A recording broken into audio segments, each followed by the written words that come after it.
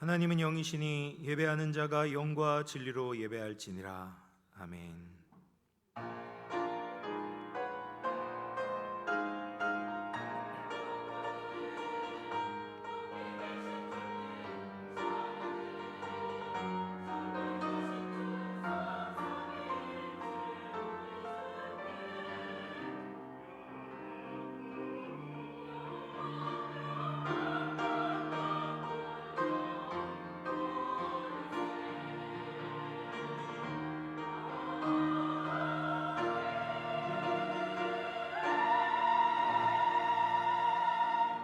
하나님 아버지, 은혜와 사랑을 감사드립니다.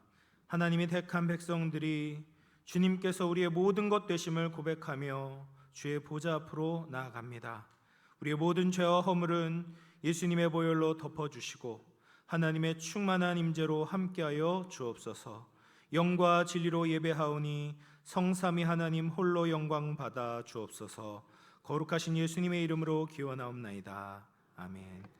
다 같이 일어나셔서 찬송가 35장을 함께 찬송하겠습니다.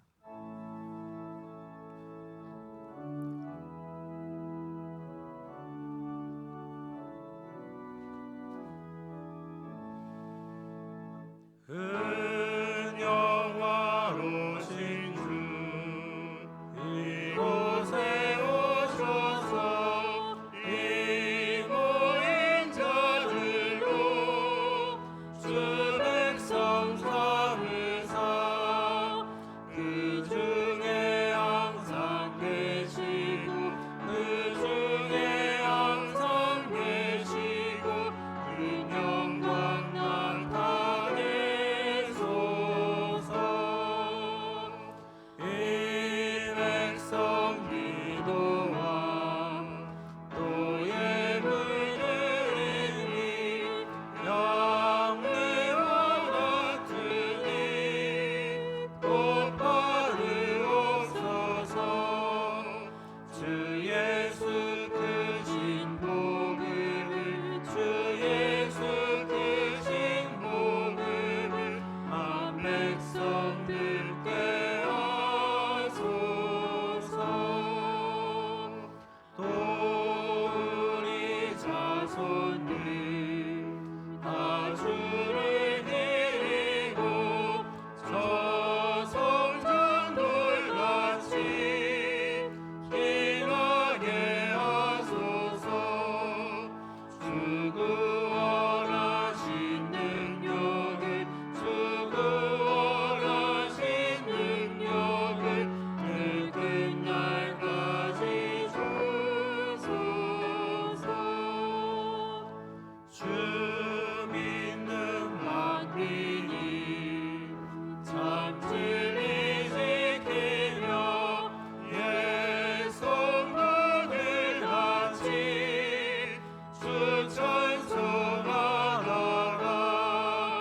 저 천국 보좌 앞에서 저 천국 보좌 앞에서 늘 찬송하게 하소서.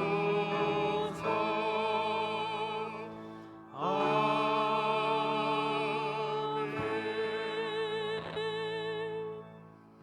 성시교독 18번 시편 31편입니다. 여호와여, 내가 주께 피하오니 나를 영원히 부끄럽게 하지 마시고 주의 공의로 나를 건지소서. 내게 귀를 기울여 속히 건지시고 내게 견고한 바위와 구원하는 산성이 되소서. 주는 나의 반석과 산성이시니 그러므로 주의 이름을 생각하셔서 나를 인도하시고 지도하소서.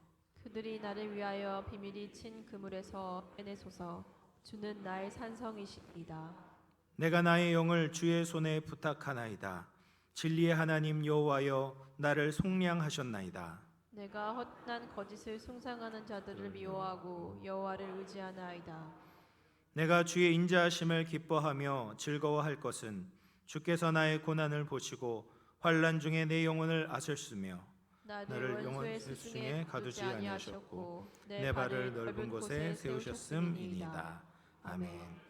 사도신경으로 우리의 신앙을 고백하겠습니다.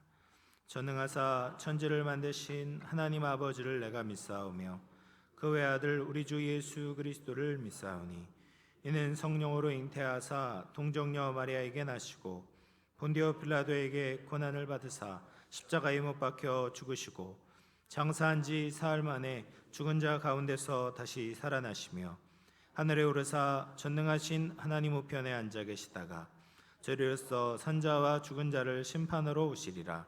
성령을 믿사오며 거룩한 공회와 성도가 서로 고통하는 것과 죄를 사하여 주시는 것과 몸이 다시 사는 것과 영원히 사는 것을 믿사옵나이다. 아멘. 자리에 앉으셔서 찬송가 338장을 찬송하겠습니다.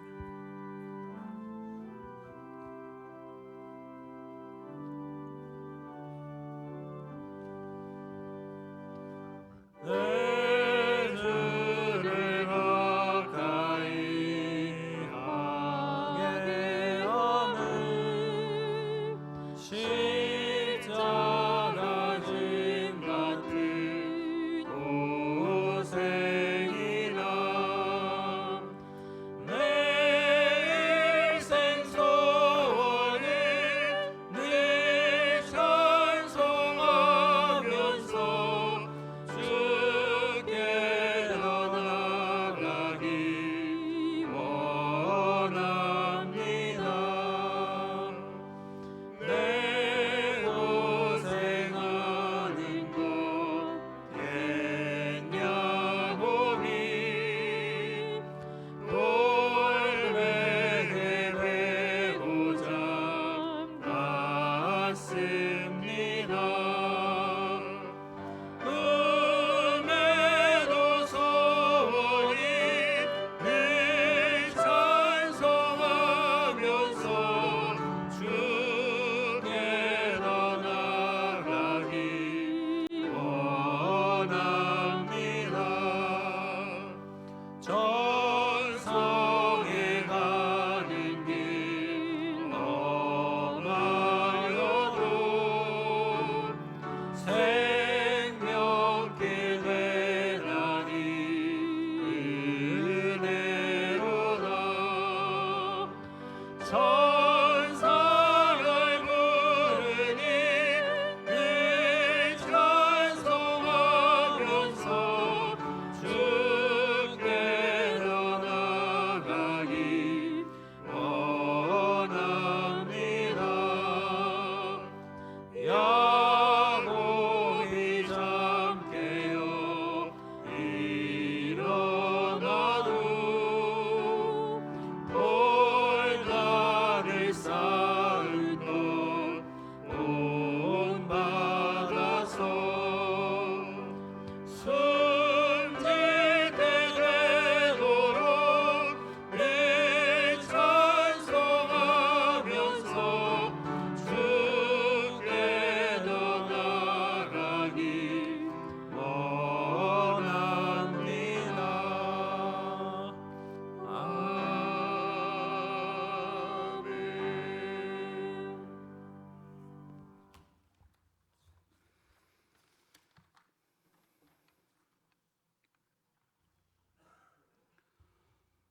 저희들을 눈동자와 같이 항상 보호하여 주시고 지켜주시는 하나님 아버지, 크신 사랑과 은혜에 감사와 찬양을 올려드립니다. 호국 복운의 달 6월 둘째 주를 맞이하여 지난 한 주간 잘 지내게 하여 주시고 주님의 성전에 인도하여 주심에 감사를 드립니다.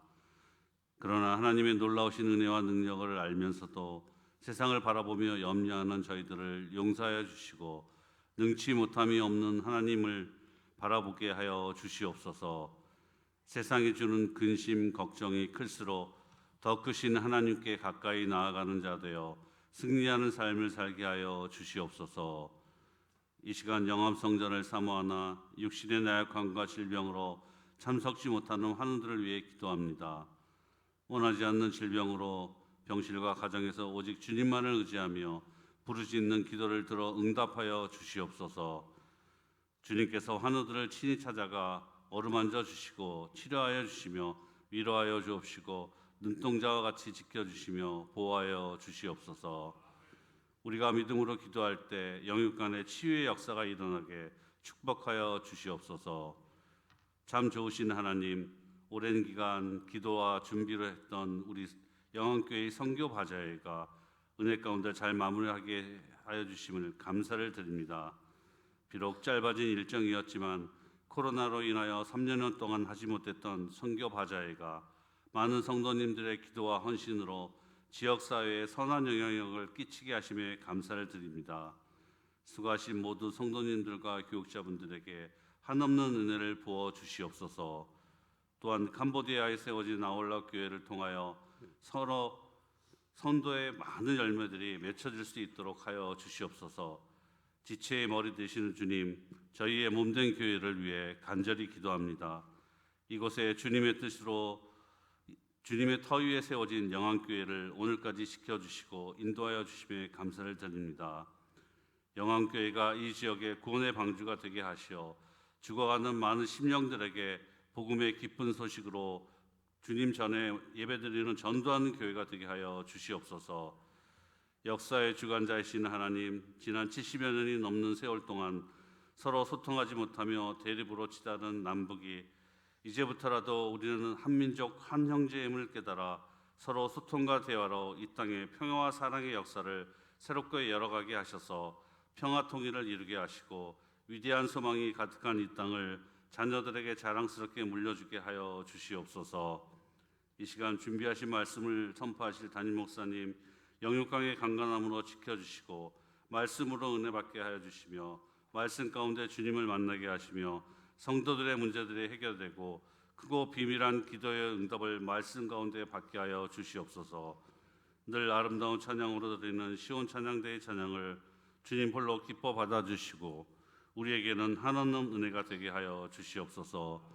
예배를 준비하는 많은 손길들을 일일이 기억하여 주시고 성령님께서 저희 예배 가운데 임재하셔서 이 예배를 친히 인도하여 주실 줄 믿사오며 죄악에서 우리를 구원하여 주신 예수 그리스도의 이름으로 간절히 기도드립니다.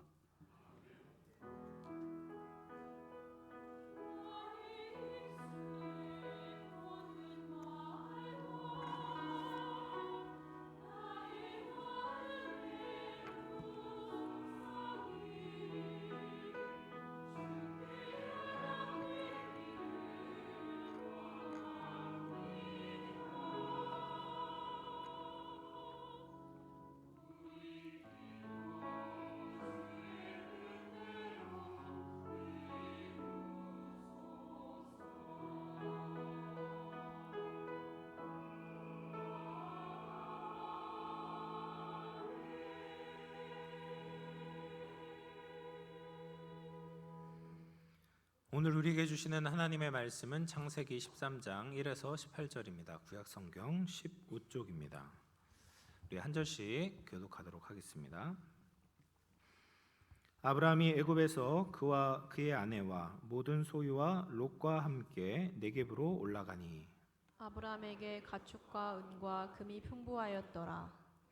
그가 네겝에서부터 길을 떠나 베델에 이르며 베델과 아이 사이 곧 전에 장막 졌던 곳에 이르니 그가 처음으로 제단을 쌓은 곳이라. 그가 거기서 여호와의 이름을 불렀더라. 아브라함의 일행 롯도 양과 소와 장막이 있으므로 그 땅이 그들이 동거하기에 넉넉하지 못하였으니 이는 그들의 소유가 많아서 동거할 수 없었음이니라. 그러므로 아브라함의 가축의 목자와 롯의 가축의 목자가 서로 다투고 또 가나안 사람과 브리스 사람도 그 땅에 거주하였는지라. 아브라함이 롯에게 이르되 우리는 한 친족이라. 나나 너나 내 목자나 서로 다투게 하지 말자. 내 앞에 온 땅이 있지 아니하냐. 나를 떠나가라. 내가 좌하면 나는 우하고 내가 우하면 나는 좌하리라. 이에 롯이 눈을 들어 요단 지역을 바라본즉 소알까지 온 땅에 물이 넉넉하니 여호와께서 소돔과 고모라를 멸하시기 전이었으므로 여호와의 동산 같고 애굽 땅과 같았더라. 그러므로 롯이 요단 온 지역을 택하고 동으로 옮기니 그들이 서로 떠난지라. 아브람은 가나안 땅에 거주하였고 롯은 그 지역의 도시들에 머무르며 그 장막을 옮겨 소돔까지 이르렀더라. 소돔 사람은 여호와 앞에 악하며 큰 죄인이었더라.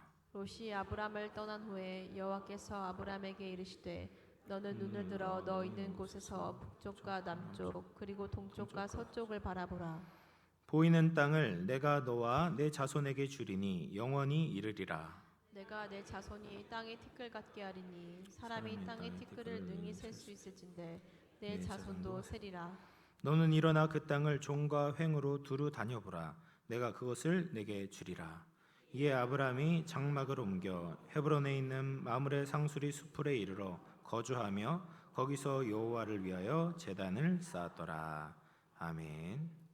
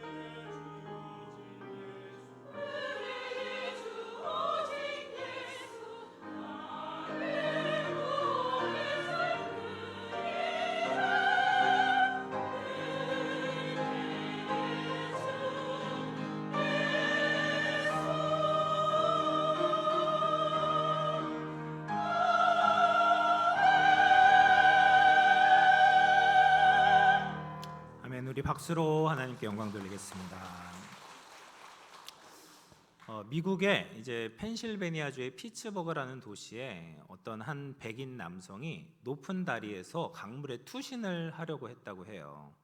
그래서 이제 많은 사람들이 모이고 경찰도 와서 이제 막 말리는 거죠. 그래서 그 이유에 대해서 물어보니까 동네를 지나가는데 동네 불량배가 자기가 가지고 있었던 $2, 그러니까 이제 3,000원 정도를 이제 뺏어갔다. 그게 너무 속상해서 이제 자살을 하려고 했던 겁니다. 그래서 경찰이 말리면서 내가 $5를 주겠다. 그러니까 너 내려와라. 그래가지고 이 사람이 설득을 받고 내려왔다라고 합니다. 그래서 1시간 만에 이제 그 자살 소동이 종식이 됐다라고 이야기를 해요.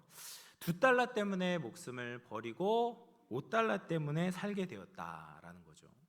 돈 때문에 살고 돈 때문에 죽게 된다면 얼마나 그 인생이 안타깝겠습니까? 돈이라는 것이 우리의 삶에 있어서 뗄래야 뗄 수 없죠. 참 중요합니다. 돈은 삶의 질을 결정하고요, 우리의 미래의 안전을 확보하게 되고 또 자신을 개발하는 수단이 됩니다. 돈이 많으면 어떤 것을 소유하고 어떤 활동을 하는데 제약이 없고 자유로울 수 있습니다. 그래서 요즘에는 인정받으려면 돈이 있어야 되죠. 그 돈이 많으면 많을수록 참 좋습니다. 근데 요즘 보면 어떤 내가 가지고 있는 권리를 포기하고 헌신함으로 인정받고 주목을 끌지 못하는 것 같습니다. 내가 가진 권리를 잘 사용해서 더 돈을 많이 모으는 것만이 능사인 것처럼 생각하는 세상이 된 것이죠. 근데 성경에서는 그런 현대적인 우리의 물질관에 대해서 브레이크를 거세요. 잠언 15장 16절 말씀인데요, 가산이 적어도 여호와를 경외하는 것이 크게 부하고 번뇌하는 것보다 나으니라 라고 말씀을 하십니다.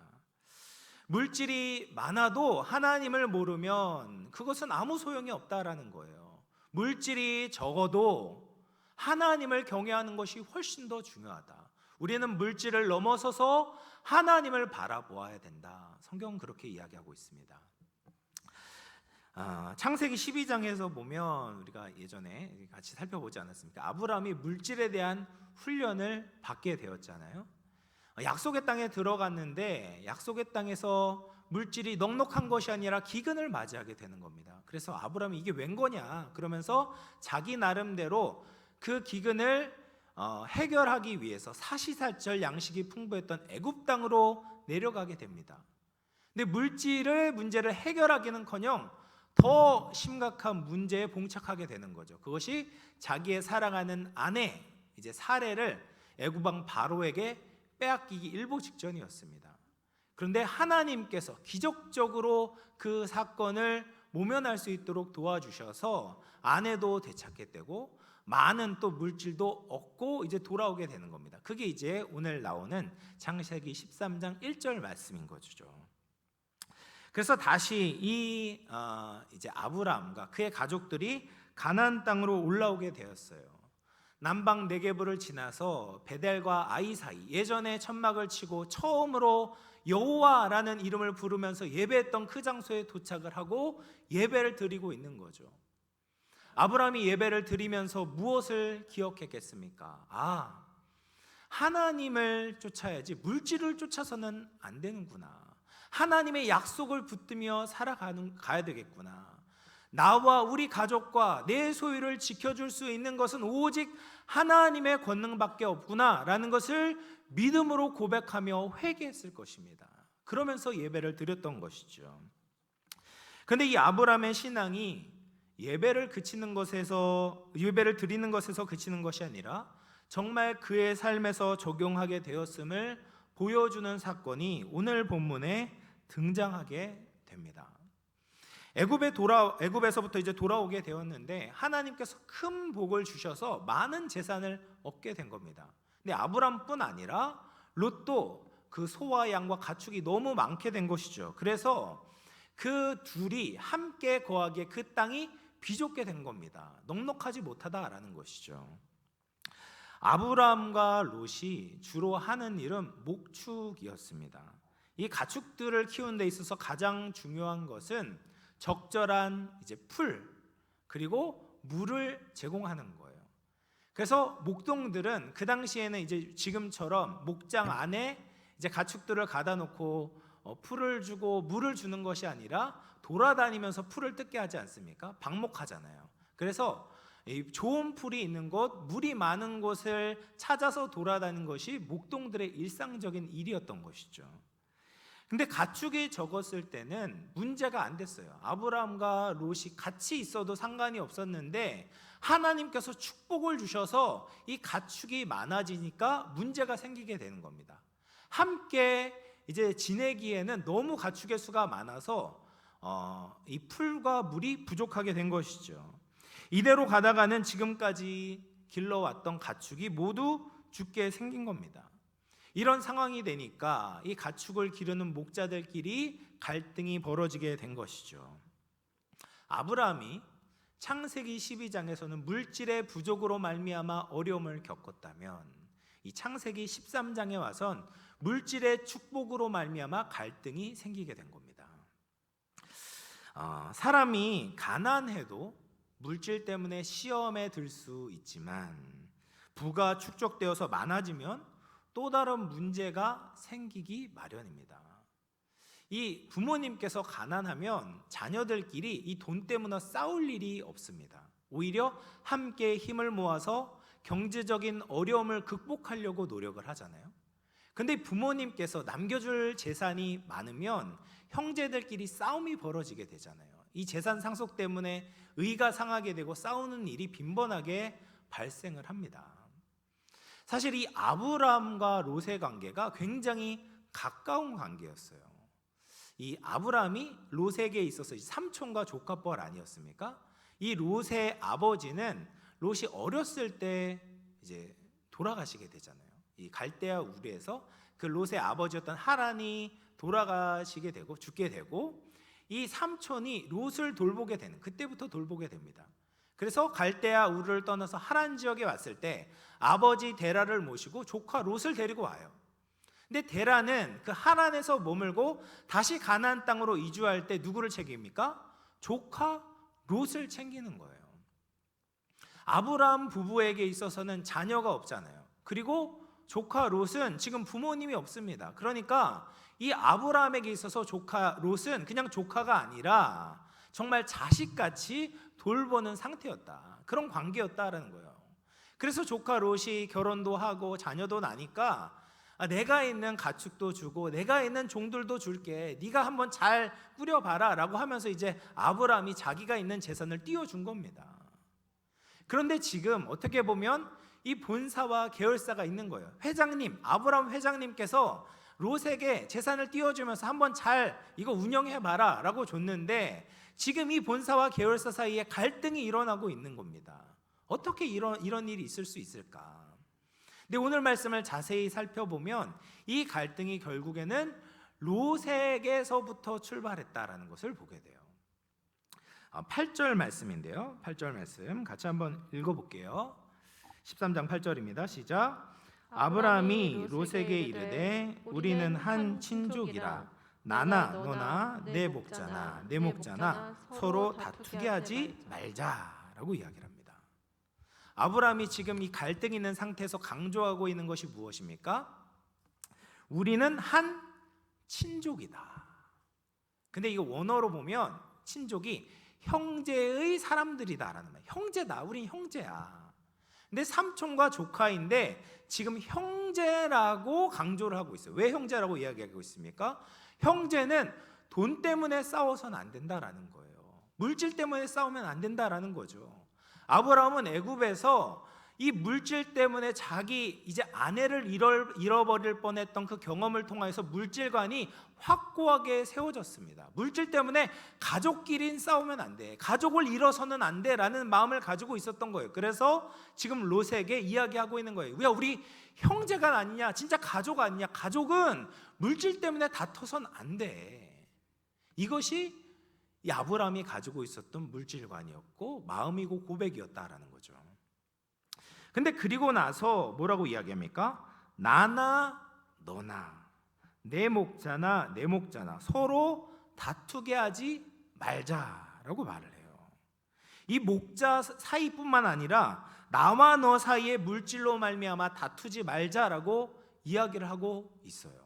아브라함의 마음은 우리가 확인했잖아요. 아브라함은 물질 때문에 다투고 싶어 하지 않아요. 근데 지금 관계가 껄끄러워요. 왜 그렇겠습니까? 아브라함 때문이 아니라 상대방 롯이 아브라함의 마음과 같지 않은 겁니다. 롯은 이 물질을 위해서라면 아브라함과 불편해도 자기의 재산을 증식하고 더 많게 하고 싶은 욕심이 있는 거예요. 그것 때문에 지금 아브라함과 롯 사이에 관계가 불편해지고 있는 겁니다. 이 CEO의 마음을 알게 된 롯의 목자들도 CEO를 따라서 자기 사장을 따라서 아브라함의 목자들과 거침없이 이제 다투고 있는 상황인 것이죠. 그래서 이 롯과의 이 관계 갈등을 해소하기 위해서 아브라함이 생각해낸 것이 바로 머무는 지역을 나누기로 한 거예요. 그래서 9절 말씀인데요. 같이 한번 읽어보겠습니다. 시작. 내 앞에 온 땅이 있지 아니하냐. 나를 떠나가라. 내가 좌하면 나는 우하고 내가 우하면 나는 좌하리라. 이 아브라함의 대답에서 우리는 정말 롯을 물질과 비교할 수 없이 롯을 사랑하는 아브라함의 마음을 알 수가 있습니다. 아브라함은 굉장히 큰 결단을 내리는 거예요. 선택권을 먼저 롯에게 주고 있습니다. 롯이 선택한다면 그 반대쪽으로 아브라함이 가겠다라는 거예요. 아브라함이 애굽에서 돌아오고 나서 그 그릇이 많이 커졌습니다. 나이로 보나 이 가족의 대표로서의 아브라함의 위치를 고려해 볼 때 아브라함이 먼저 선택하는 것이 당연했습니다. 아브라함이 먼저 좋은 땅을 선택하고 나머지 땅을 롯에게 배분해도 롯은 할 말이 없었습니다. 그런데 지금 아브라함은 자신의 권리를 포기하고 롯에게 양보를 하고 있는 거예요. 그만큼 지금 아브라함은 물질보다 돈보다 롯을 더 사랑하고 있다는 것을 보여주고 있는 것이죠. 이런 물질에 있어서의 배포는 오직 하나님을 믿는 사람들만 보여줄 수 있는 겁니다. 근데 여기에서 우리가 또 한 가지 생각할 것이 있습니다. 바로 네가 우하면 내가 좌하고 네가 좌하면 내가 우하겠다라는 말의 뜻이에요. 우리가 이 좌우와 좌랑 우랑 동서남북을 함께 연결시켜서 생각하지 않습니다. 우리나라 사람들은 그렇지 않습니까? 그리고 우리나라 지도를 보면 오른쪽을 생각하면 동쪽이 생각이 나요. 우리나라 지도에서 오른쪽이 동해잖아요. 동해가 있고 왼쪽에 서해가 있어요. 그래서 왼쪽은 서쪽이다라고 생각을 해요. 그런데 성서지리학적으로 보면 우는 남쪽을 의미해요. 그리고 좌는 북쪽을 의미하는 겁니다.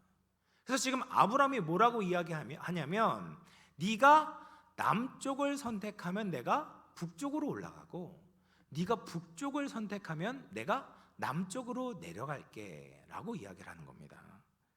이것은 아브라함이 하나님께 받은 그 가나안 땅 안에서, 그 가나안 땅의 범위 안에서 움직일 것을 권면하고 있는 거예요. 아브라함에게 있어서 롯은 자기 아들과 같았어요. 그러니까 지금 비록 목초지가 비좁아서 분리해야 되는 상황이지만 하나님의 축복을 누리기 위해서는 어디에 머물러야 된다? 가나안 땅에 머물러야 된다라는 것을 아브라함은 알고 있는 거예요. 그러니까 다른 데 가지 말고 이 가나안 이렇게 길지 않습니까? 가나안 땅이 길어요. 그래서 네가 이 하나님의 축복의 땅 안에 머물러라. 그 안에서 우리가 나누어 살자라고 지금 설득을 하고 이야기를 하고 있는 거예요. 얼마나 멋집니까? 아름답죠. 그런데 롯의 대답은 이 아브라함의 질문과 기대와 너무나도 동떨어져 있어요. 여기에서 우리는 롯의 물질주의적인 가치관을 한 번 더 확인을 할 수 있습니다. 10절과 11절 말씀 같이 한번 읽어보겠습니다. 시작. 이에 롯이 눈을 들어 요단 지역을 바라본즉 소알까지 온 땅에 물이 넉넉하니 여호와께서 소돔과 고모라를 멸하시기 전이었으므로 여호와의 동산 같고 애굽 땅과 같았더라. 그러므로 롯이 요단 온 지역을 택하고 동으로 옮기니 그들이 서로 떠난지라 라고 이야기를 합니다. 롯이 자기 눈을 들어보았다. 자기 판단을 한 거예요. 자기 판단. 그랬더니만 어디가 좋은 땅이냐? 요단강 근처에 있는 평야 지역이 있는데 거기가 좋은 땅으로 보이는 거예요. 강이 있으니까 그 주위에 뭐 풀도 많이 있겠죠. 그러니까 가축을 키우기에는 이곳이 이상적인 지역이구나 라고 생각을 하는 거예요. 그런데 그 지역에 대한 비유를 보셔야 됩니다. 그 비유를 뭐라고 이야기합니까? 여호와의 동산 같고 애굽 땅과 같았더라. 먼저 애굽 땅과 같았더라를 생각하셔야 돼요. 애굽 땅은 얼마 전에 지금 아브라함과 롯이 함께 머물렀던 땅이었어요. 그런데 그 땅에서 그렇게 어려움을 겪었는데 롯의 입장에서는 애굽 땅이 좋은 땅이었던 거예요. 물질적으로 풍요로웠던 것, 이집트 문명으로 문화적으로 번성했던 애굽이 좋았고 그런 곳에 살고 싶었던 것입니다. 그래서 그런 곳을 찾아보니까 이 요단 지역에 있는 도시들이 그런 지역처럼 보이는 거예요. 그래서 그쪽으로 옮겨야 되겠구나 결심을 한 것이죠. 근데 그쪽이 어디였냐면 아브라함이 약속받은 땅이 아니라 어느 쪽이었습니까? 동쪽으로 가야 돼요. 동쪽으로. 남쪽이나 북쪽이 아니라 동쪽으로 가야 된다. 근데 롯이 동쪽으로 옮기는 것은 신학적으로 하나님의 다스림을 떠난다라는 의미를 가지고 있습니다. 에덴 동산에서 아담과 하와가 죄를 지어서 쫓겨나게 되었을 때 에덴 동쪽으로 쫓겨나게 돼요. 창세기 3장 24절 말씀입니다. 이같이 하나님이 그 사람을 쫓아내시고 에덴 동산 동쪽에 그룹들과 두루 도는 불칼을 두어 생명나무의 길을 지키게 하시니라. 죄를 짓고 하나님의 성소 동쪽으로 쫓겨나게 돼요. 그리고 가인이 죄를 지었을 때 더 동쪽으로 쫓겨나게 돼요. 그러니까 동쪽으로 움직인다는 것은 신학적으로 하나님의 성소와 임재에서 더 멀어지는 것을 의미하고 있는 거예요. 정말 그런 거죠. 그러니까 롯은 지금 하나님에서부터 더 떠나고 있는 상황인 거예요. 그게 바로 애굽 땅처럼 보이는 거죠. 그런데 그곳을 또 뭐라고 이야기합니까? 여호와의 동산 같고라고 이야기해요. 지금 여호와의 동산과 애굽 땅을 동일선상에 놓고 있는 거예요. 이거 얼마나 모순되는 이야기입니까? 말이 안 되는 거죠. 여호와의 동산은 물론 물질적인 풍요가 있습니다. 그러나 물질적으로 풍요로운 것이 여호와의 동산은 아니에요. 여호와의 동산은 어떤 곳입니까? 하나님을 인정하는 곳, 하나님의 말씀을 순종하는 곳, 하나님을 찬양하는 곳이 여호와의 동산이에요. 그렇지 않다면 아무리 물질적으로 풍요로워도 그것은 여호와의 동산이 아닌 겁니다. 천국이 아닌 거예요. 그런데 지금 롯은 물질적인 풍요만 많다면 그곳이 여호와의 동산이고 에덴 동산이고 천국이다라고 평가하고 있는 겁니다. 그래서 이제 12절을 보면 아브라함은 가나안 땅에 거주하였지만 롯은 그 지역, 이제 요단 지역에 있는 도시로 들어가게 돼요. 그리고 그 지역에 들어가 보니까 가장 풍요로운 도시를 발견했는데 그곳이 어디입니까? 소돔이었어요. 소돔. 근데 그 소돔 지역에 있는 사람들에 대해서 하나님은 어떻게 평가하십니까? 13절입니다. 소돔 사람은 여호와 앞에 악하며 큰 죄인이었더라. 보통 죄인이 아니에요.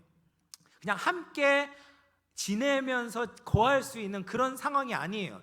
얘네들하고는 상종을 못해, 상종을 하지 말아야 되는, 떠나야 되는, 완전히 분리해야 되는 큰 죄인들이 소돔 사람이었다라는 거예요.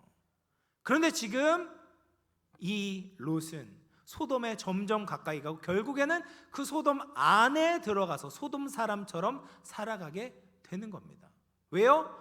롯의 입장에서, 롯의 기준에 있어서 가장 중요한 것은 물질이었기 때문에 그런 거예요. 하나님의 말씀을 듣고 순종하고는 중요한 것이 아니에요.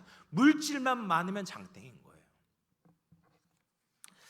롯의 모습을 생각해 보십시오. 정말 아브라함과 같이 애굽에서 그 험한 꼴을 당했음에도 불구하고 물질에 있어서의 그 제대로 된 신앙적인 성장이 없었습니다. 오히려 애굽을 동경하고 있습니다. 그런 롯의 눈에는 하나님이 보이지 않았어요. 롯은 스스로 눈을 들어 물질을 바라보고 있는 겁니다. 그럴 때 그는 하나님을 잊고 그리고 주위에 있는 자기 삼촌, 자기 형제들을 보이지 않게 된 거죠.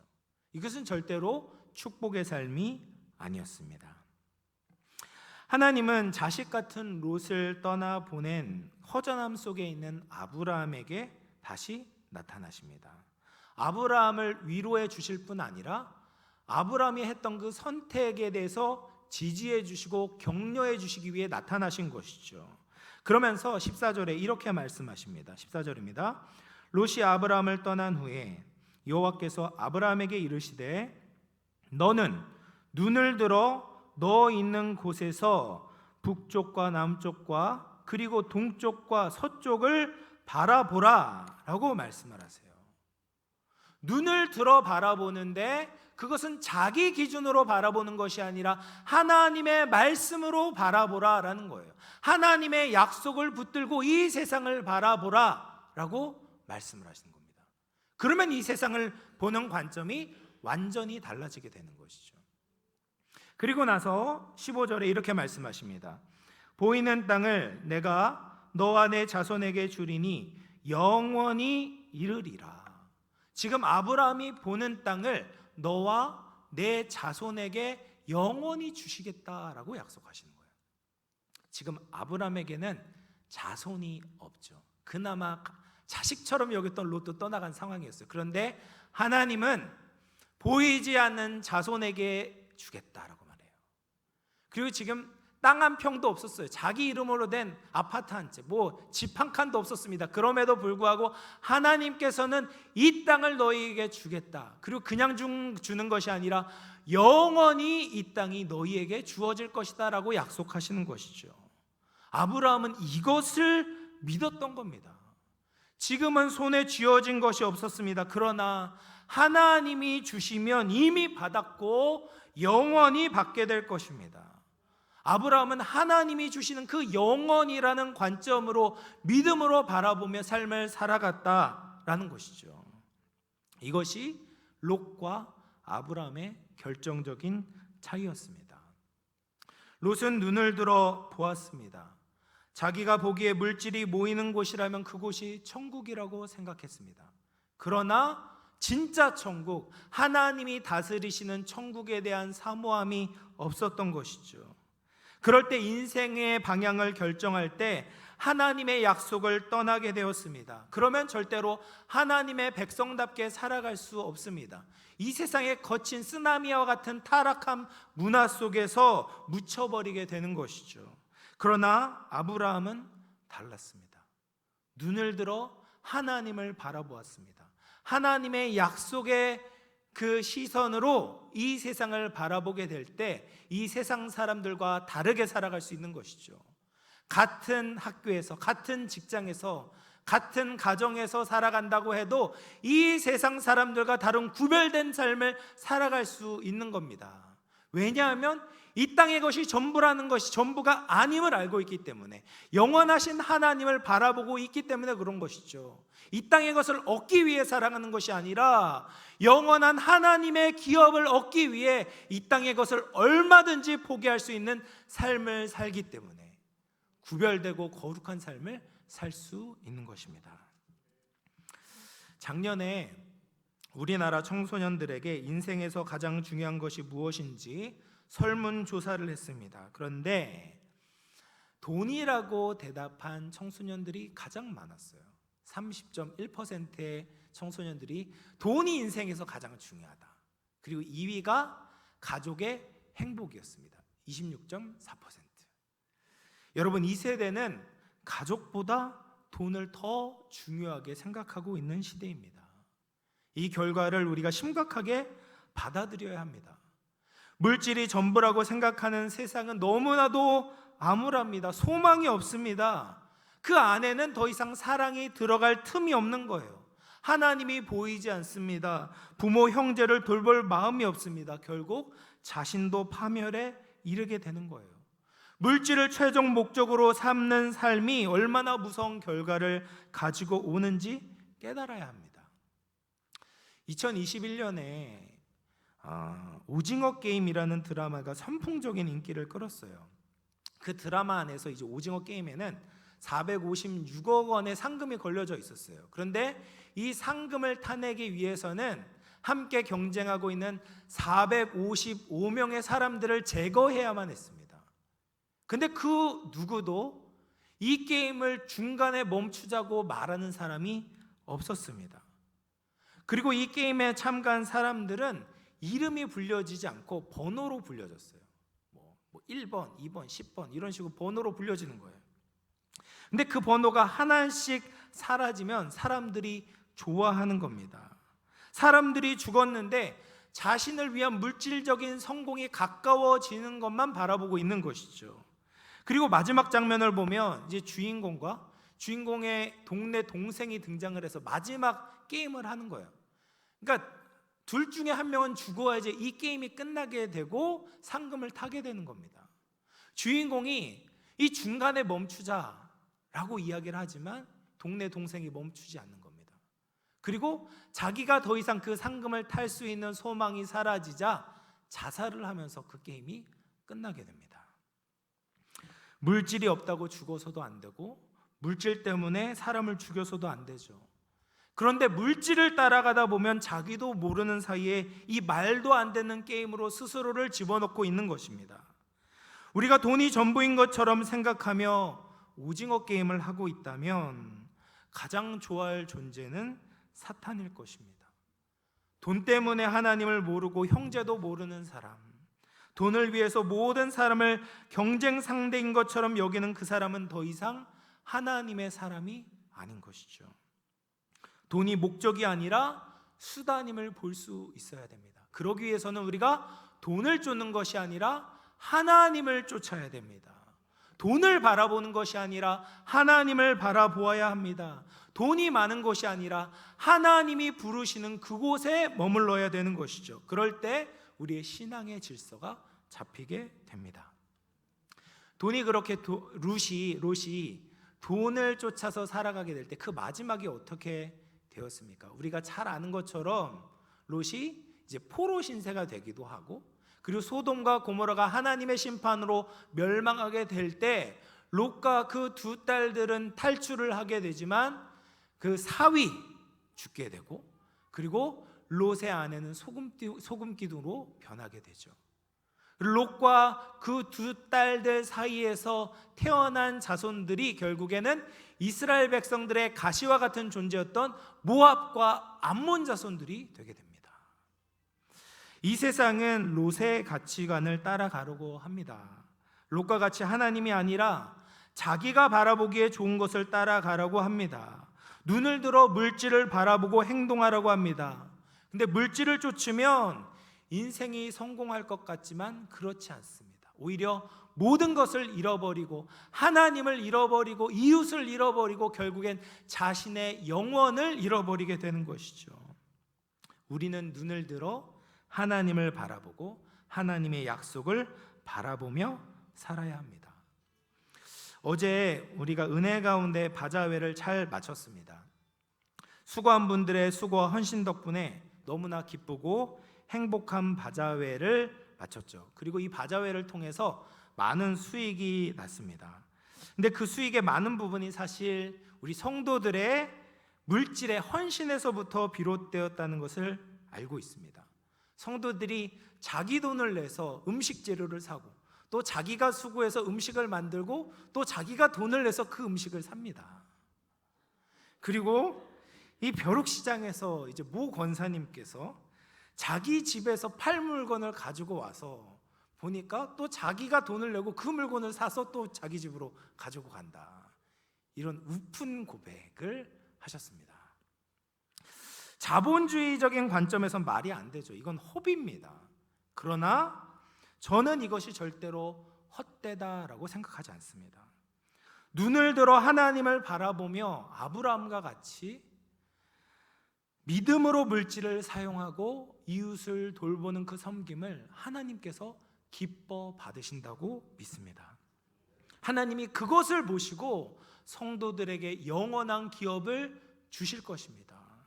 물질을 넘어 하나님을 바라봄으로 정말 거룩한 허비를 하는 그 모습이 하나님 보시기에 예배로 보이시는 것이죠. 마지막으로 우리 말씀 한 구절 읽도록 하겠습니다. 디모데전서 6장 17절 말씀인데요, 같이 한번 읽어보겠습니다. 시작. 내가 이 세대에서 부한 자들을 명하여 마음을 높이지 말고 정함이 없는 재물에 소망을 두지 말고 오직 우리에게 모든 것을 후히 주사 누리게 하시는 하나님께 두며. 아멘. 여러분, 우리가 무엇을 바라보며 살아가야 되겠습니까? 정함이 없는 재물을 바라보지 마십시오. 모든 것을 우리에게 후히 주사 누리게 하시는 하나님께 우리의 시선을 고정하시기를 바랍니다. 그럴 때 우리가 강력한 매력을 가진 물질을 잘 다스릴 수 있는 힘을 얻게 될 것입니다. 돈을 앞에 두고 쫓지 마시고, 돈을 내 뒤에 등에 두고 물질을 의지하지 마시고 돈을 옆에 들고 잘 다스릴 수 있기를 바랍니다. 하나님께서 우리에게 주신 물질을 잘 다스림으로 말미암아 하나님이 우리에게 주시는 영원한 기업을 얻고 하나님께 인정받고 하나님의 백성답게 살아갈 수 있는 우리 모든 영암의 성도님들 되시기를 주님의 이름으로 축원을 드리겠습니다. 우리 말씀을 생각하면서 잠깐 기도하겠습니다. 하나님 아버지, 우리가 눈을 들어 하나님을 바라보기를 소망합니다. 물질의 모든 기준을 두는 이 시대에 믿음의 눈을 들어 하나님과 하나님의 약속을 따라 살아가게 하여 주시옵소서. 아브라함처럼 물질을 잘 다스리며 하나님과 이웃을 위해 넉넉하게 베푸는 마음을 허락하여 주시옵소서. 말씀을 생각하면서 같이 한번 기도하겠습니다. 하나님 아버지, 감사합니다. 오늘 우리가 또 하나님의 말씀을 통하여서 물질을 어떻게 다스려야 될지, 우리가 하나님을 바라보아야 될지 살펴보았습니다. 하나님, 내가 이 세대에서 부한 자들을 명하여 마음을 높이지 말고 정함이 없는 재물에 소망을 두지 말고 오직 우리에게 모든 것을 후히 주사 누리게 하시는 하나님께 두라라고 말씀하셨습니다. 우리의 시선을, 우리의 눈을 하나님 들어 하나님을 바라보길 원합니다. 주님을 따라가길 원합니다. 우리에게 맡겨주신 이 재물을 지혜롭게 잘 사용함으로 말미암아 영원하신 하나님을 얻고 영원하신 그 하나님의 기억을 얻을 수 있는 복된 주의 권속들 되게 하여 주시옵소서. 하나님, 거룩하게 주님 살아가는 우리 모두가 될 수 있도록 은혜를 더하여 주시옵소서. 살아계신 하나님 아버지, 우리가 하나님께 속해 있음에도 불구하고 자꾸 이 땅에 매어 물질을 쫓아 살아갈 때가 많이 있습니다. 우리가 다시 말씀을 통해 주님께 나아가기를 원합니다. 하나님을 바라볼 때 우리의 모든 필요를 채워주심을 믿음으로 살아가게 하여 주시옵소서. 하나님의 약속을 의지하며 영원한 상급을 더욱더 소망하는 믿음의 모든 성도들 되게 하여 주옵소서. 거룩하신 예수님의 이름으로 기도하옵나이다. 아멘. 찬송가 410장 찬송하시면서 준비하신 예물 봉헌하도록 하겠습니다.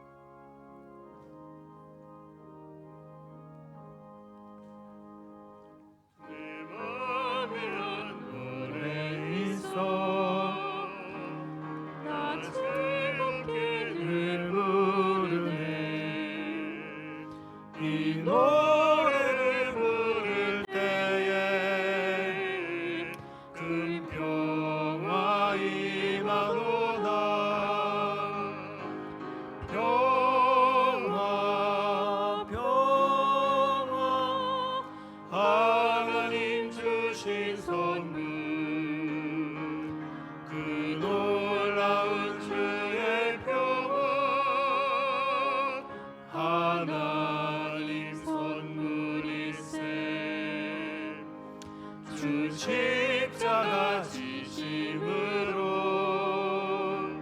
날 구원해 주셨으며 주 예수님 고난받아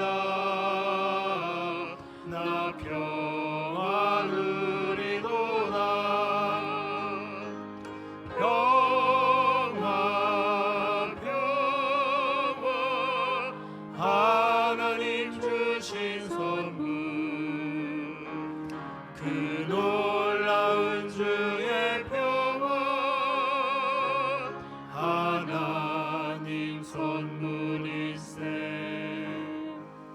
나 주님께 영광 돌려 참 평화가 넘치도다 주 하나님 은혜로서 이 평화 누리도다 평화 평화 하나님 주신 선물 그 놀라운 주의 평화 하나님 선물일세 이 평화를 얻으려고 주 앞으로 나아갈 때 주 예수님 우리에게 이 평화 주시도다 평화 평화 하나님 주신 선물 그 놀라운 주의 평화 하나님 선물일세 은혜와 사랑이 풍성하신 하나님, 오늘도 살아계신 하나님의 말씀을 듣게 하시니 감사합니다. 눈을 들어 하나님을 바라보며 믿음으로 살아가는 주의 모든 성도들 되게 하여 주옵소서. 오늘도 받은 은혜에 감사하여 하나님 앞에 감사 헌금을, 11조 헌금을, 해외 선교 헌금을, 장학 헌금을 여러 가지 목적과 감사함으로 봉헌하여 드립니다. 정성껏 드린 손길들을 기억하시사 하늘의 신령한 은혜와 땅의 기름진 복으로 채워 주옵소서. 마음의 질병과 육신의 질병으로 고통받는 환우들에게 찾아가 주시고 예수님의 전능하신 이름으로 치유하여 주옵소서. 감사드리오며 거룩하신 예수님의 이름으로 기도하옵나이다. 아멘.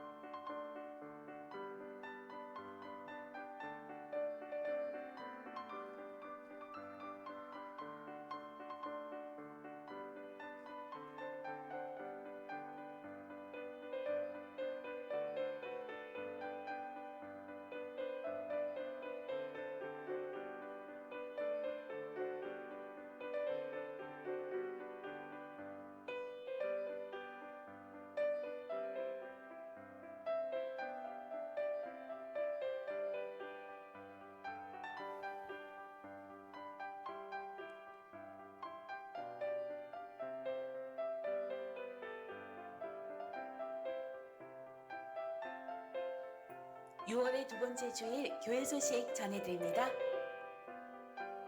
첫 소식입니다. 2023년도 선교 바자회를 은혜 가운데 잘 마쳤습니다. 섬겨주신 모든 분들께 감사드립니다. 두 번째 소식입니다. 6월 영암평생대학 및 봄학기 종강식이 있습니다. 일시 및 장소는 6월 15일 목요일 오전 11시 지하 소예배실입니다. 모임 안내입니다. 선교위원회 모임이 오늘 오후 12시 30분 샬롬실에서 있습니다. 권사의 원래회가 오늘 오후 2시 지하 소예배실에서 있습니다. 교우동정입니다. 김정수 개의 권사의 부군이며 이대원 장로의 부친 한윤옥 권사의 시부 되시는 고 이문일 집사께서 지난 6월 3일 소천하시어 은혜 가운데 장례를 잘 마쳤습니다. 환우들을 위해 기도해 주시기 바랍니다.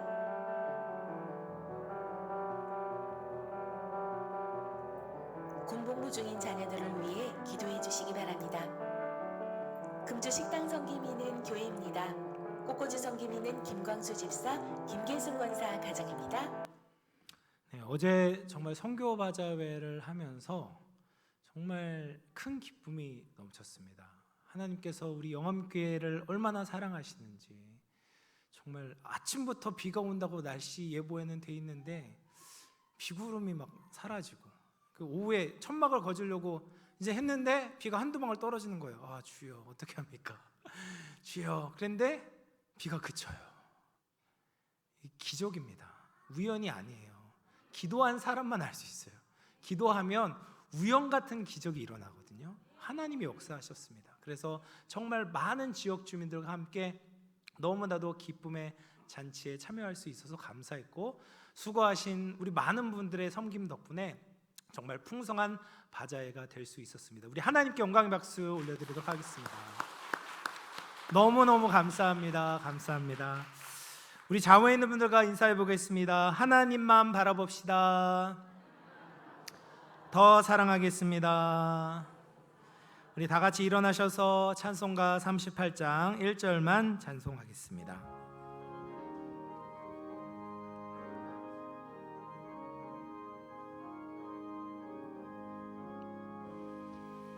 예수 우리 왕이여 이곳에 오셔서 우리가 왕께 드리는 영광을 받아 주소서. 우리는 주님의 백성, 주님은 우리 왕이라. 왕이신 예수를 모셔서 좌정하사 다스리소서.